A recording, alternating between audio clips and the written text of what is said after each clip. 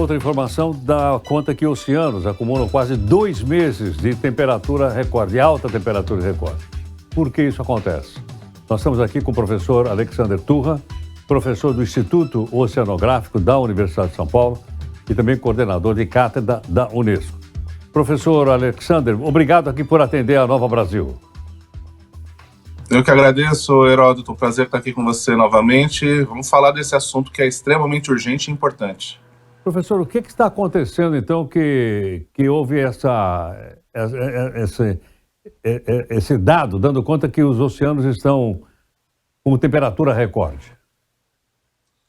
Heródoto, essa é uma tragédia anunciada há décadas, né? Nós, cientistas, e por conta disso a humanidade, está entendendo que a velocidade com que a temperatura no planeta está aumentando em função do aumento das emissões de gases, que nós chamamos gases do efeito estufa, né, tem ocorrido. Então, quando a temperatura do planeta aumenta, da atmosfera, naturalmente, por conta da troca de calor, o oceano também aquece. Ele acaba, inclusive, ajudando nessa troca de calor a Terra não ficar tão quente quanto ela estaria se a gente não tivesse oceano. E isso mostra para a gente a importância desse ambiente na regulação do clima no planeta. Então, é um fenômeno conhecido, no que está dado, né, alarmante, que configura, o que comprova as previsões que a ciência tem feito e que fazem com que a gente tenha que tomar atitudes urgentes, porque para a gente fazer a mudança desse processo de aquecimento, isso vai levar muitos anos para acontecer. Então, a ação é para ontem, é para hoje e é para sempre, para que a gente consiga manter a Terra numa condição habitável, sem a gente ter prejuízos econômicos, pois isso, né, essa mudança na temperatura do planeta e do oceano, isso afeta o planeta como um todo e as atividades econômicas. Por exemplo, a agricultura, que é um carro-chefe da economia brasileira, muito importante para a gente manter uma balança comercial favorável em relação ao exterior. Isso depende da chuva, que depende do oceano. Simples assim.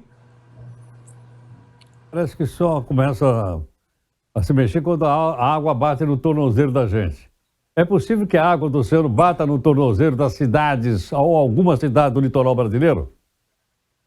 Bom, já está batendo, né? A gente tem fenômenos registrados não só no Brasil, mas no mundo todo, de inundações costeiras que têm ficado cada vez mais frequentes e cada vez mais intensas.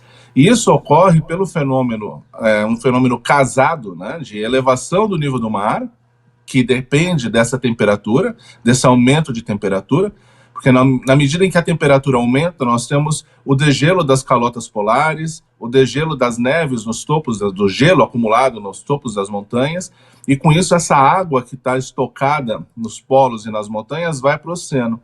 Além disso, quando o oceano é aquecido, ele se dilata. Então a gente tem o nível do mar aumentando. Mas, por outro lado, com esse aumento de temperatura, os fenômenos climáticos também mudam. Então, a gente passa a ter eventos extremos, como tempestades de alta energia, furacões, né, de uma forma mais intensa e mais forte, mais frequente e mais forte. E com isso, quando as duas coisas se casam, a gente tem isso acontecendo, né?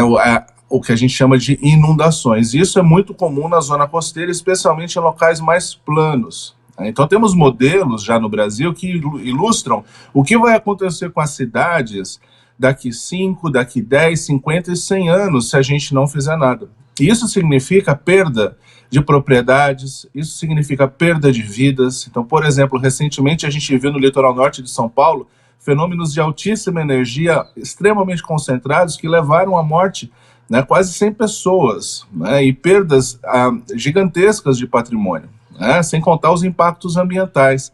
Isso tudo é previsível, isso tudo a gente consegue se antecipar, que são as medidas de adaptação, né? E o governo, digo assim, os governos mundiais, o governo nacional, estadual e municipal, ele tem que ter políticas que ajudem a gente a diminuir os efeitos que isso causa na população. Especialmente porque esses efeitos são desproporcionais para aqueles de baixa renda, as pessoas que moram nas periferias, as pessoas que estão à margem da sociedade, né? E curiosamente, né, historicamente construído, essa população ela tem cor, né? Por isso que a gente usa um termo muito forte chamado racismo ambiental ou racismo oceânico, porque esses efeitos eles são desproporcionais. Então a gente tem que tem que ter muita atenção com isso para a gente proteger essas camadas mais vulneráveis da população. Professor, em relação ao oceano, então, o efeito é democrático, quer dizer, atinge o globo como um todo e não só apenas algumas regiões? Perfeito. Esse é um jeito muito apropriado de comentar esse fenômeno, porque ele decorre das emissões de gases do efeito estufa, que tem várias fontes, mas principalmente os países desenvolvidos. Mas como é um fenômeno global, porque esse gás ele se distribui na atmosfera como um todo e faz como se fosse uma capinha, que faz com que a temperatura, o calor do planeta fique aqui, por isso que a gente fala que é uma estufa. Essa tampinha ela não é de vidro ou não é de plástico, ela é de gás carbônico basicamente. Ela faz com que os efeitos, né, eles sejam democratizados, ou seja, a gente tem uma concentração dos benefícios de um eventual uso de fontes de energia fósseis, como carvão, petróleo, nesses países que têm uma economia mais forte. Por outro lado, a gente tem o efeito nas economias, um efeito desproporcional nas economias e nas camadas sociais mais vulneráveis. Então, infelizmente, esse prejuízo é democratizado.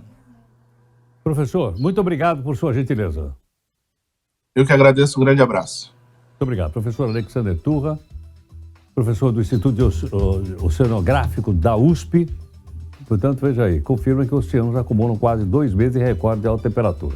E o efeito, como ele acabou de explicar aqui para a gente, é um efeito de caráter global.